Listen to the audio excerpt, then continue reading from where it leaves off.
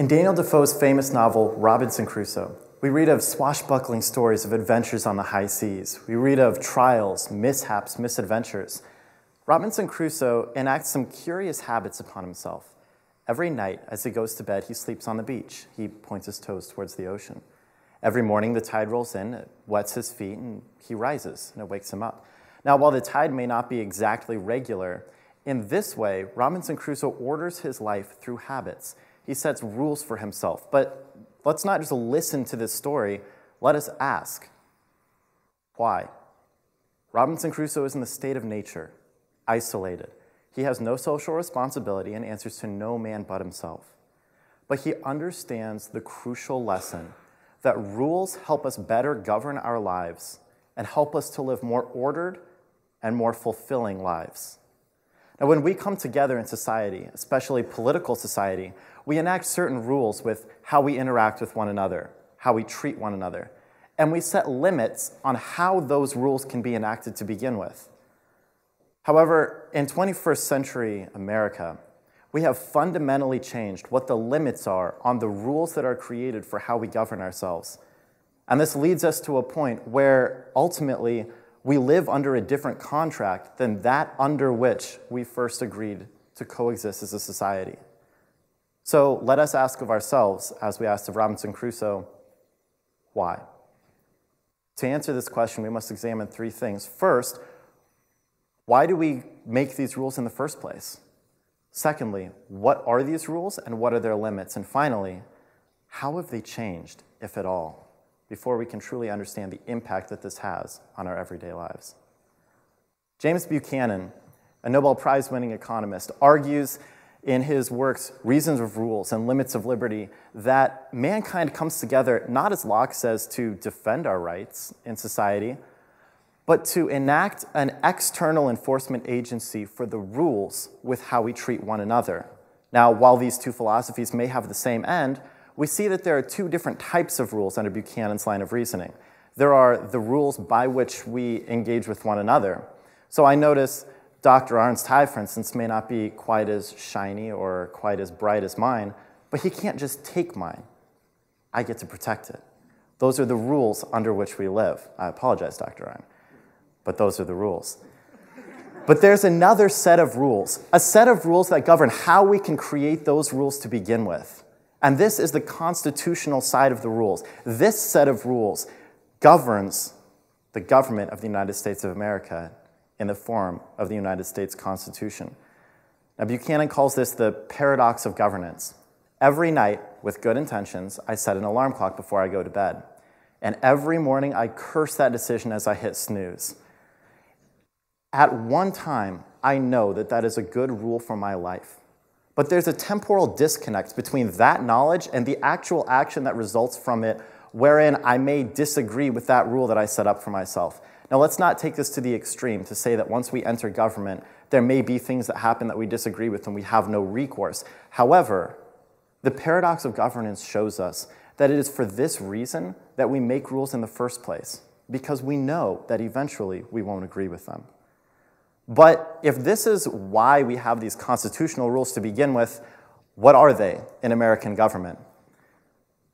A stalwart of American government is our balance of power, the limitations that are placed upon this balance of power. It is the role of the legislative to create these rules under which we live. It is the role of the judicial to discern disputes, to resolve differences within these rules. The executive has a very unique position because the executive is allowed to act outside and above these rules. John Locke argues that there are many things that which law cannot provide for, and these necessarily must be left to the discernment of him who wields executive power in his hands. Now, without taking this to the extreme, there are limits that our founders placed on what this discernment entails in American government. The executive has specific enumerated powers. They are allowed to act with what political theorists call energy. They must be an energetic executive. They must be able to act to enforce the laws which we have established through a sense of urgency and a sense of expediency. They have this discernment in a state of emergency, when we're in war or when there's a natural disaster of some kind. But it is that state of emergency that has changed. You see, through our initial balance of power, the presidency of the United States of America, the executive power, does not really limit the other powers very much. Barack Obama, to date, through his 7 years in office, has only signed 3 vetoes on every single bill that has come across his desk. Yet, before 1893, when Cleveland first left office, there was no single president who ever averaged more than 28 executive orders per year.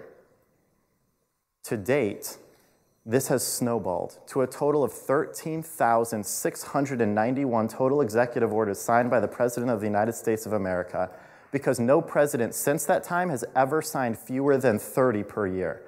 Barack Obama, on January 21st, 2015, signed an executive order under which he declares the Arctic to be, and I quote, of strategic, cultural, economic, and environmental importance to the United States of America, end quote.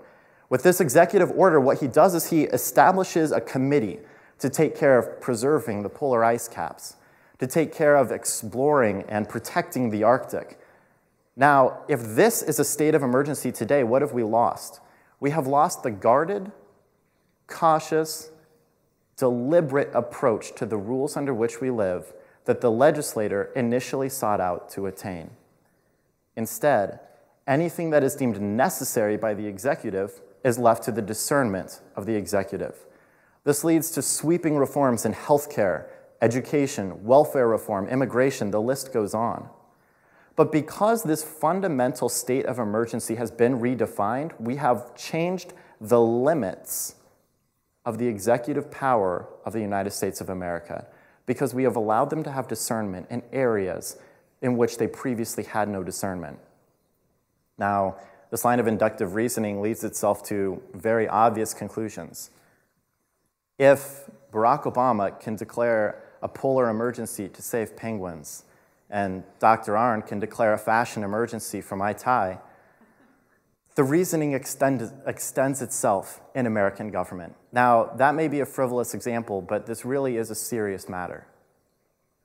The rules under which the rules are created by which we treat one another have fundamentally been altered because their limits have been changed and the powers have become imbalanced. The executive power is no longer something that acts urgently in a state of emergency, because they can declare to be a state of emergency that which previously was not considered to be expedient circumstances, exigent situations. Because of this, Buchanan argues that we live under a different contract than that under which we initially came together as a political society. Now, cynical economists may talk a lot about contracts and the contract of our Constitution, but at the end of the day, the Constitution is more than that, because it is the rules by which we engage with one another. And if we allow the limits of those rules to change, if we allow one power to become so expanded that they can define for themselves what their level of discernment is in creating those rules, then we've lost the purpose of those rules to begin with. Robinson Crusoe may have set up rules for himself to order his own life, as we all do with personal habits. But when we come together, we must be very careful about how those rules are created to begin with, because they are very susceptible to change, and we must not allow those limits to be expanded.